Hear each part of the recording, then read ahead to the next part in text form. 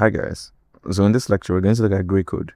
We've been working with different types of binary coding, and now we're going to look at gray code, how it works, how to move from decimal to binary to gray code, and to and fro, back and forth. And we're also going to look at the logic gates that makes this all possible. Okay, so let's get to work. There are two things I need to cover that are very important before we get to gray code. And the first one of them is what we call the bit flips, or the bit change. Okay, when you're moving from one number to another, the bit change is a representation of how many bits physically change status as you're moving from a number to another. Okay, so let's say we want to move from 7 to 8 in binary. Okay, so 7 will be 0 1 1 1 and 8 will be 1 0 0 0. Okay, so looking at these guys side by side, if we were to place them above each other, 0 1 1 1 and 1 0 0 0, moving from 7 to 8, we can see that this one changes to a 0, this one changes to a 0, this one changes to a 0, and this 0 changes to a 1. So this is a 4-bit change. So 4-bit change when moving from 7 to 8. Okay, if you're moving from 3 to 4, 3 will be 0 0 1. Okay, 0 1, 0 0 1 1, and 4 would be 0 1 0 0. So you can literally just count how many of these bits are changing. 0 stays the same, but 0 changes to 1, 1 changes to 0, and 1 changes to 0. So this is a 3-bit change. 3-bit change. You can literally do this for any other number. If we're doing from 5 to 6, then this would be 0 1 0 1, and 6 would be 0 1 1 0. Okay, 0 stays the same, 1 stays the same, this 0 changes to a 1, and this one changes to a 0. So this is a 2-bit change. So this is how bit changes work in regular binary. Here we have 4-bit change, here we have a 3-bit change, and here we have a 2-bit change. But the whole idea with gray code is to keep the bit change from any number to the next number as exactly 1. Okay, so no matter the number you're going to or from, the number that's always going to be next after it is always going to have a bit change of 1. So that's the most important part, or that is the very crucial binding principle of gray code. It's also called reflected binary code. Okay, so you may see it being referred to as RBC for reflected binary code. Okay, but we'll get to that. The second thing we now have to bring out when looking at gray code is the XOR gates. Okay, is the XOR gates, or the XOR operation. You represent it with a plus with a circle over it, A XOR B. Alright, so this is the logic gate for this is, okay, not that you need to draw it, but just so we have a fully grounded idea of XOR. To look like an OR gate, but with a sort of slash before it. Okay, so if this is A and this would B, then C is going to be equal A XOR B. So the truth table for the XOR gate is actually what we're here for. Okay, A, B, and A XOR B. So A, B, and A XOR B. Okay, now we'll start with 0 0 0 1 1 0 and 1 1. So the way this works is that it's an exclusively OR gate. Regularly, the OR gates would be a regular OR gate would be high whenever at least one of them is high. So the regular A or B would be 0 since both of them are 0, and it would be high for the rest since at least one of them are high. But we're looking for, so this is an inclusive OR, but exclusive OR is now only high when only one of the digits are high and the other is low. So only the middle two would be accepted as a high. Okay, so this is the truth table for the exclusive OR gate. For the regular OR gate, you'll have a 1 throughout even when both the inputs are high. But exclusive OR needs it to exclusively be the OR case, only when one of these are high. So these are what we need to know when dealing with gray code, which we'll get to soon. First of all, there's the bit change. You can have various types of bit changes as in moving between binary numbers. But the whole idea with gray code is to keep the bit change as exactly 1. And then the XOR gate to perform the XOR operation. Okay? So let's get to a gray code. I have a table here of decimal numbers, the binary numbers, and their gray code equivalent. So it will be easier for us to make the transition. So how do we convert a number from binary to gray code?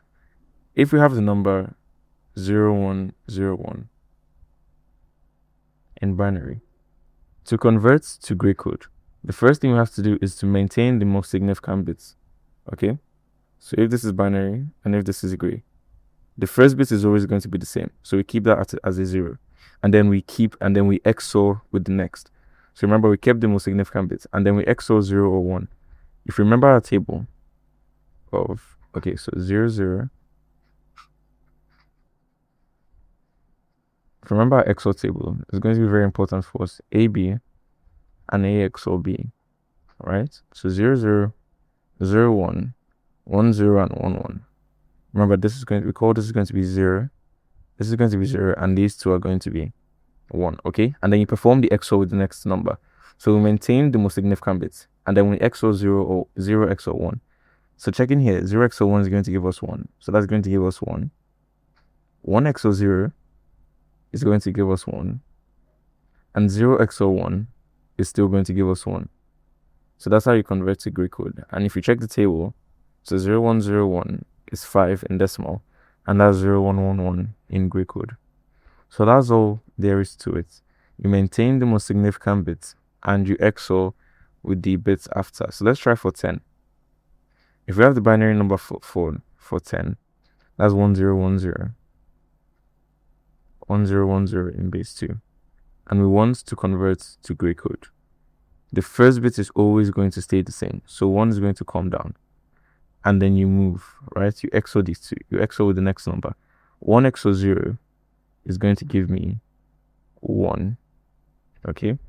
0 XOR 1 is going to give me 1. Right? And 1 XOR 0 is still going to give me 1. And that's the gray code equivalent. We can keep on going with this for as long as we like, actually. If we're given the binary number of 0, 0, 0, 0, okay, let's try this. 0, 0, 1, 0, so that's 2 in base 2. And we want to convert it to gray. Remember, we keep the beginning bits, right? So the most significant bits, it stays the same no matter what you're working with. And then you XOR with the next. 0 XOR 0, these are the same, so it's going to give me a 0. Okay, so that's 0. 0 XOR 1 gives me a 1. 1 XOR 0 gives me a 1. So that's gray. And we're going to confirm it from the table. 2 is 0011. And that's how to convert from gray code, from binary to gray code. So we can now check for the bit flip thing that we were talking about in the first place. How does gray code help me preserve the number of bit flips? So if we're moving from 3 to 4 in binary, right? So in binary, this will be from 0011 to 0100. Remember how we check the bit flips? This is 1, and this is 1. So these are three 3-bit changes, right? But if I'm moving from 3 to 4 in gray code, then I'm moving from 0010 to 0110. Okay? So these stay the same. This changes. These stay the same, and these stay the same. So this is 1-bit change. And you can do this for any other consecutive gray code sets, right? They're always going to give you 1-bit change, and that's the real power of gray code. You use it in encoders in transmission because it helps in error correction, so that moving from digits to another don't get chopped off, because the flips don't happen at the same time. So that is not when one of the 3 numbers are changing that you sample and you get the wrong number. Because if I was going from 3 to 4, this could start off as 0011. Then maybe only one of these will change. Then the second one will change. Then 0011. Then 0101.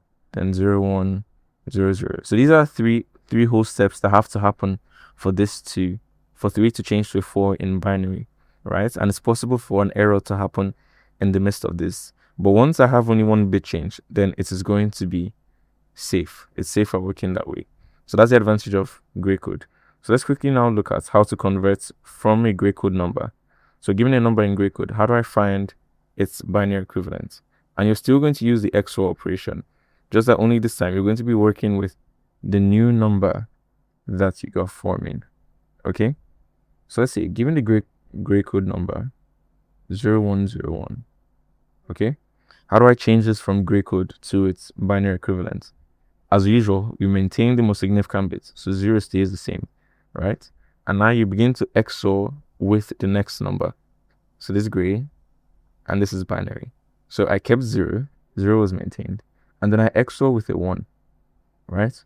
So 1 XOR 0 is going to give me 1, right? So that's going to be 1.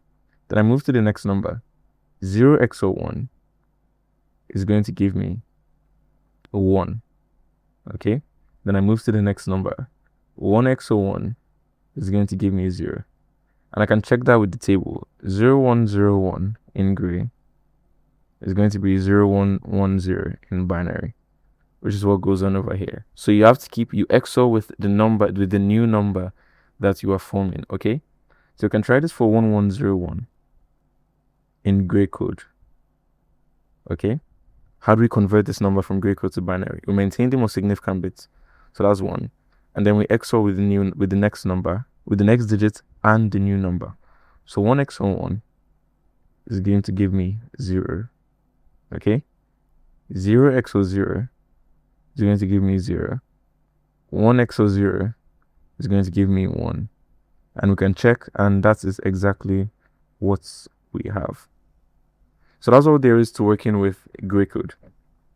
Okay, it's important to know that the gray code advantage is that it maintains a 1-bit change or 1-bit flip as we go between consecutive numbers, and it relies crucially on the XOR gate. Okay, to convert from a binary number to a gray code, we maintain the first digit and XOR with consecutive digits, and we're going to still get the same number of bits, right? If we're going from gray code to binary, we still maintain the same first digit, but then XOR with the number we're forming from the next digits, okay? So that's all there is to working with gray code. In the next lecture, we'll look at XS3 gray, how to form it, and how to move from decimal to binary to XS3 gray, and so on and so forth. Thanks for watching, and I'll see you in the next video.